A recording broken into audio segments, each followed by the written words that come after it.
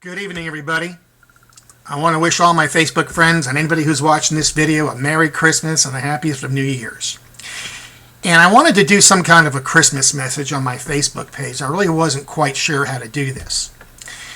And then it occurred to me, I was reading a magazine article several months ago, and I said, boy, I remember that year. And I'm going back to 1968 when I was 12 years old and in 6th grade. And I remember that year very, very vividly. It was a very, very violent year. It was tumultuous.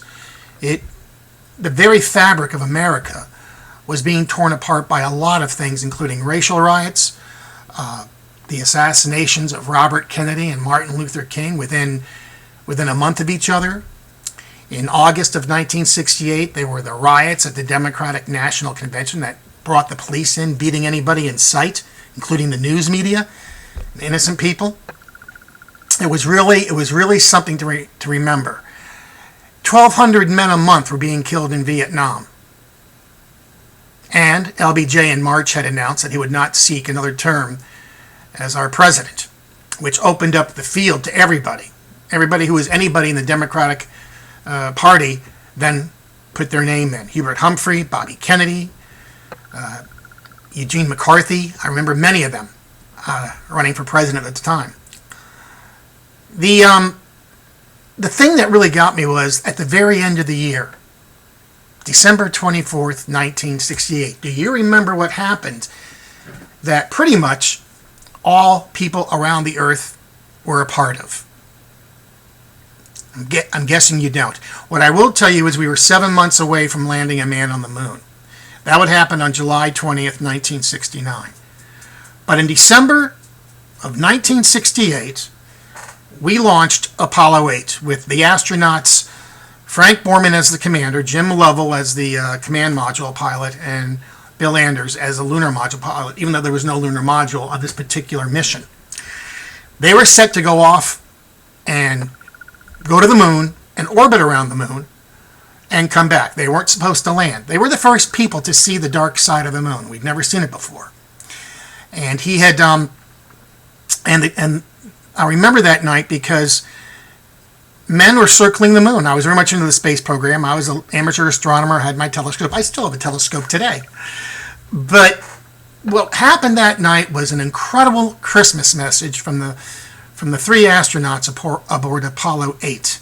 And I never forgot that. It had to be, as I remember, around 10 o'clock at night. But it was a wonderful message.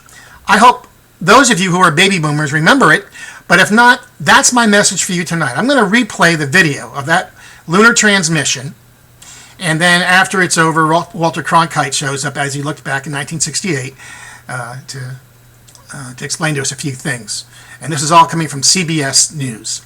So again, Merry Christmas, Happy New Year. I hope everything's going to be fine for you all this holiday season, and I hope you enjoy this Christmas message from the Apollo 8 astronauts back on December 24th, 1968.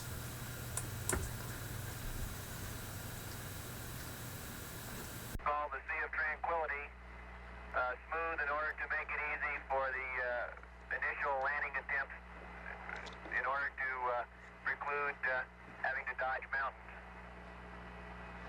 Now you can see the long shadows of the lunar sunrise.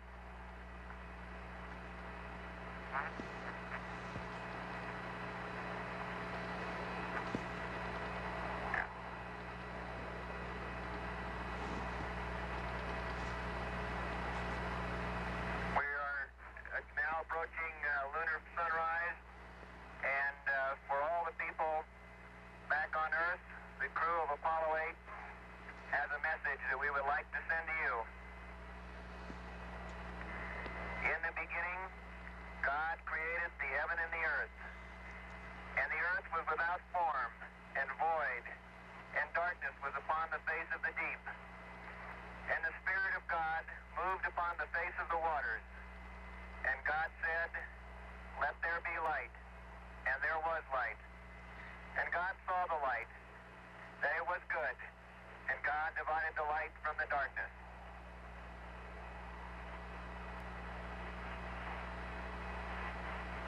And God called the light day, and the darkness he cold night, and the evening and the morning were the first day. And God said, let there be a firmament in the midst of the waters, and let it divide the waters from the waters. And God made the firmament, and divided the waters which were under the firmament from the waters which were above the firmament. And it was so. And God called the firmament heaven, and the evening and the morning were the second day.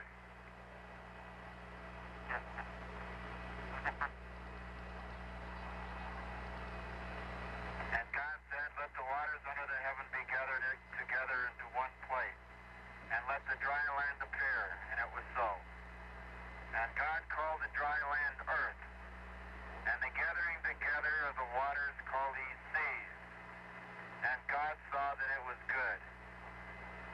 And from the crew of Apollo 8, we close with good night, good luck, a Merry Christmas, and God bless all of you on the good earth. More time, and then at shortly after 1 o'clock this morning, fire the engines that will return them to Earth. And we will be reporting that, of course. Coretta King and Mrs. Robert Kennedy, 60 minutes, which is normally scheduled to be on now, will follow this broadcast. And during that 60 minutes, Harry Reasoner and Mike Wallace will be spending Christmas Eve with those two gallant ladies, Coretta King and Mrs. Robert Kennedy. CBS News color coverage of the flight of Apollo 8 will continue in a moment. So, another remarkable look at the moon. Pictures taken by man as he flew over that surface in the spacecraft which has been the first to reach the moon from Earth. Apollo 8 now in its next to last orbit of the moon, the crew admitting fatigue after their historic adventure, resting up for the most critical maneuver of their flight, the one that starts them back to Earth. At about 1:06 a.m. tomorrow, that's just 2 hours from now, in the early hours of Christmas morning, while Apollo 8 is behind the moon, out of touch with the ground control again. The astronauts are to start up that big rocket engine that powered them into lunar orbit. It must work perfectly again, because if it fails to start or doesn't work long enough, Apollo 8 could be caught in that lunar orbit. That, of course, is not expected to happen. The engine has worked perfectly. In a total of 6 firings so far, it should work on the 7th. Our next progress report will be at 1 a.m. Eastern Time, when we'll wait and watch with you to see that everything does work perfectly, and Apollo 8 is indeed on the way home after its historic 10 orbits of the moon. This is Walter Cronkite at the CBS News Space Center in New York. This has been a CBS News special report. The flight of Apollo 8